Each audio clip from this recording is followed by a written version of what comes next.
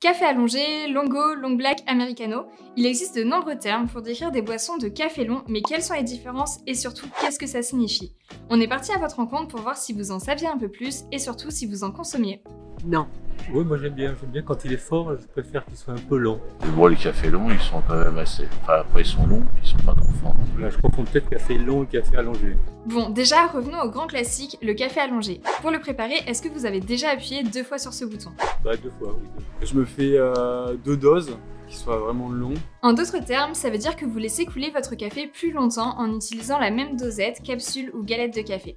Alors, l'erreur est fréquente, mais bon, pas d'inquiétude, c'est pas très grave. En fait, en faisant comme ça, vous allez juste avoir un café qui est trop dilué et donc qui aura un goût plus amer parce qu'il est juste surextrait. Et du coup, la recette du café allongé parfait, qu'est-ce que c'est? En fait, c'est la même dose de café qu'un espresso, seulement on a une quantité d'eau qui est un peu plus importante, donc l'extraction est un peu plus longue. Si vous trouvez que l'espresso allongé est trop amer, il existe une variante que vous pouvez réaliser hyper facilement à la maison, c'est l'americano. On vous a demandé si vous connaissiez. Ça se trouve, je dois en faire, mais je sais même pas qu'en faire, donc Non.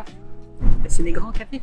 Bon, visiblement, la recette de l'americano, c'est pas très clair non plus. En fait, il s'agit juste de préparer un espresso et de rajouter de l'eau chaude après l'extraction.